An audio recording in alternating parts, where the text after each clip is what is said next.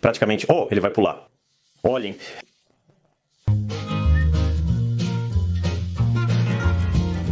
Eu nunca ri tanto na minha vida durante a gravação de um filme como com esses saltadores. Ó, ele pegou o fio e ele passou pelo fio até a outra mão. Que maneiro! Se alguém quiser, fique à vontade. Se não quiser, vai dizer que para o gordo já está bom.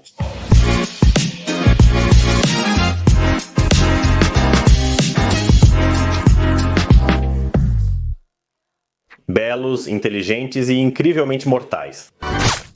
Essa é a definição de aranhas que são as protagonistas do episódio de hoje. Aqui está uma dessas protagonistas. Pequena, é verdade, mas é incrível. Nesse pequeno animalzinho há tanta coisa incrível quanto em todas as minhas outras aranhas juntas. Acho que a maioria das pessoas que já teve algum contato com a criação de aranhas sabe o que são os salticídios, o que eles são e que podem ser criados. E também sabem quais são as características desses salticídios. São aranhinhas sobre as quais eu já gravei alguns vídeos, consegui até gravar algumas caçadas. Os salticídios, como o próprio nome indica, pulam sobre suas presas, certo? Aliás, o nome em inglês deles, Jumping Spiders, também indica que essas aranhas conseguem pular e muito bem.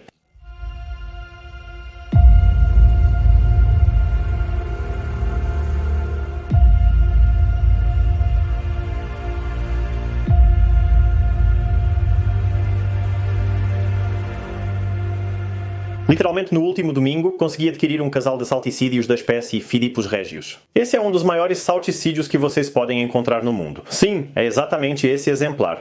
Como vocês podem ver, ele não é grande, ele também não é o maior salticídio do mundo. Os maiores salticídios do mundo pertencem ao gênero Hylos, e eles podem chegar a até 3 centímetros de comprimento corporal. Essas aranhas não são gigantes, e dentro de toda a família Salticidae, porque esse é o nome científico dela, né? Ou seja, os salticídios, a maioria das espécies, entre as cerca de 5.500 espécies um pouco mais, opa, ele pulou, então não chega a mais de 1 centímetro de corpo, né? Então as aranhas são bem pequenas, e a situação é a mesma aqui na Polônia. Aliás, eu ouço muito as pessoas dizendo: como assim? Aqui na Polônia também temos aranhas saltadoras. E aí eu olho para a pessoa com um olhar de dúvida e digo: sim, com certeza. Na Polônia, temos cerca de algumas dezenas de espécies de aranhas saltadoras, que na maioria são pequenas e, infelizmente, muitas delas são muito raras. Mas é justamente esse tamanho, essa pequenez delas, que faz com que as pessoas muitas vezes simplesmente não as percebam. Se vocês quiserem ver como é uma aranha saltadora polonesa, vou deixar um link aqui para um vídeo sobre a espécie mais popular que existe na Polônia, que é, claro, a Salticus scenicus. É a aranha saltadora arlequim. Vejam o que ela faz. Nunca ri tanto na minha vida durante a gravação de nenhum vídeo como com essas aranhas saltadoras. É simplesmente algo genial o que essas aranhas fazem.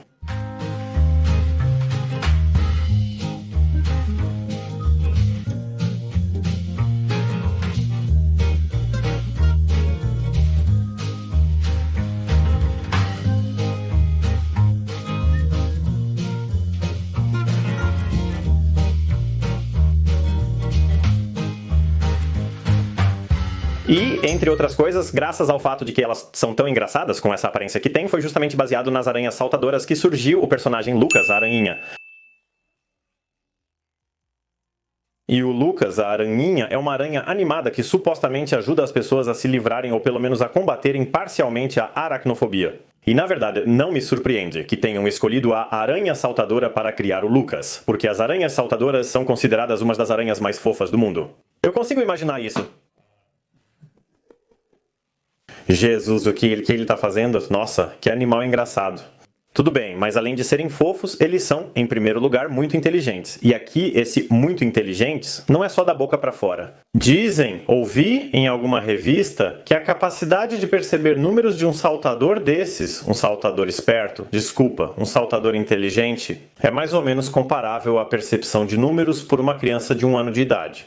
Então essas aranhas realmente possuem, se comparadas a outros artrópodes, a outras aranhas, uma dose poderosa de inteligência que permite a elas caçar das mais diversas maneiras. E aqui, como exemplo, vou citar o gênero Portia. O gênero Portia são, é claro, aranhas saltadoras que vivem em regiões tropicais do mundo. Entre outros lugares, em Madagascar, entre outros nas Filipinas. E o gênero Portia desenvolveu ao longo da evolução maneiras incríveis de capturar suas presas. Como essas aranhas caçam, na maioria das vezes, outras aranhas, certo? Uma aranha caçando outra aranha. Além disso, essas aranhas que elas caçam geralmente tecem teias, ou seja, são aranhas típicas de teia. Elas ficam sentadas em suas teias. Os saltadores do gênero Portia tiveram que descobrir como chegar até esse tipo de aranha, não é? Bem, pular na teia de outra aranha não é uma boa ideia. Você pode acabar ficando preso e essa aranha simplesmente vai te comer.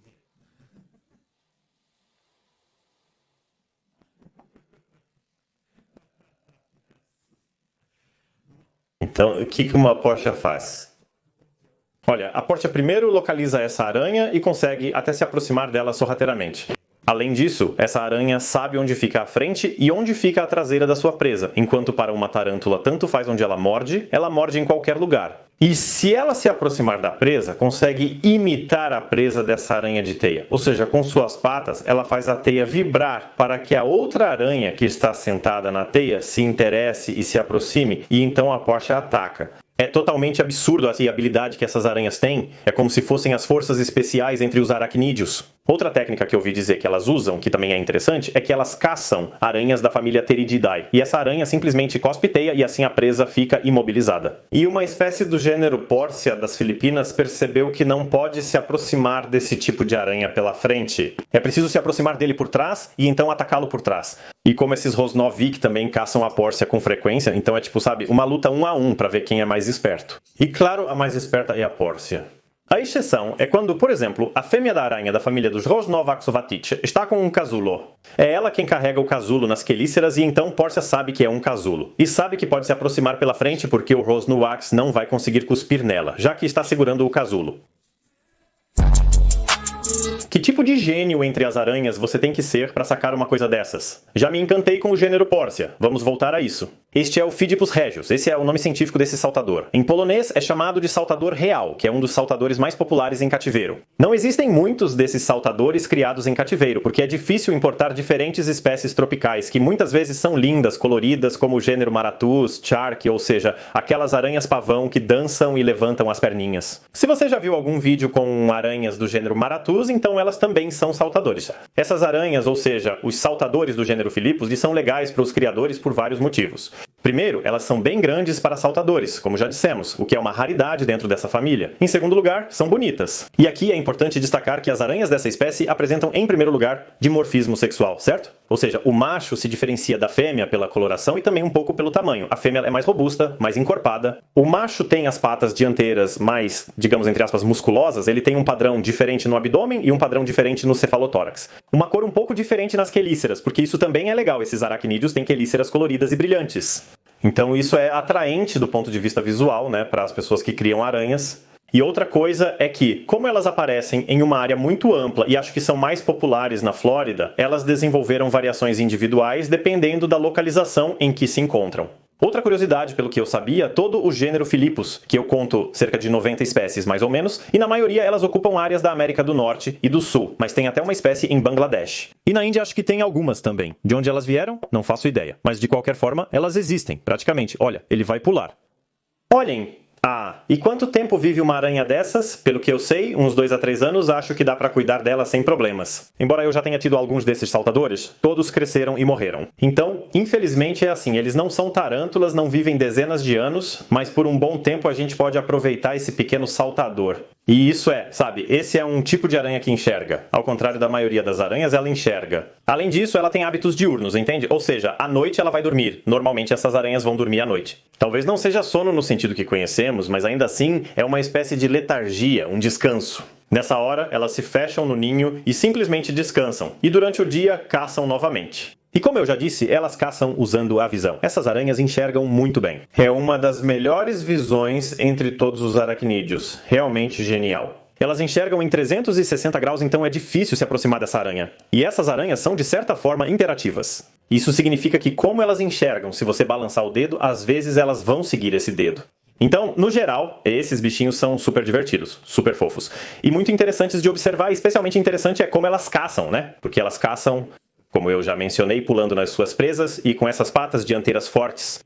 Seguram a presa, cravam as quelíceras, injetam veneno, porque, claro, essas aranhas, assim como a grande maioria das aranhas, são venenosas, têm veneno, têm glândulas de veneno e têm quelíceras bem poderosas. Então, acho que não teriam problema em morder um ser humano. Mas, geralmente, não são aranhas que têm vontade de morder alguém. Então, são bichinhos totalmente inofensivos.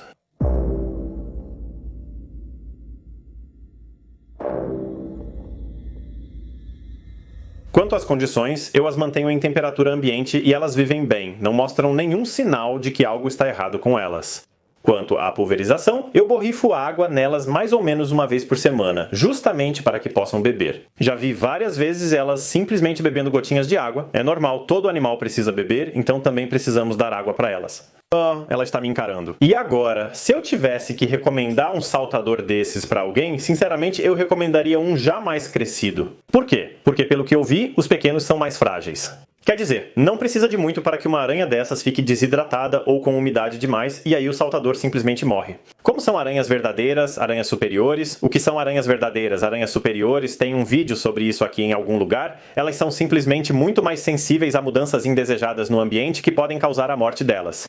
Além disso, as aranhas são fenomenais, são geniais, inteligentes, conseguem caçar presas muito maiores do que elas, até mesmo o dobro do tamanho delas. E isso também é ótimo, porque essas aranhas, não importa que sejam pequenas, elas são muito fortes.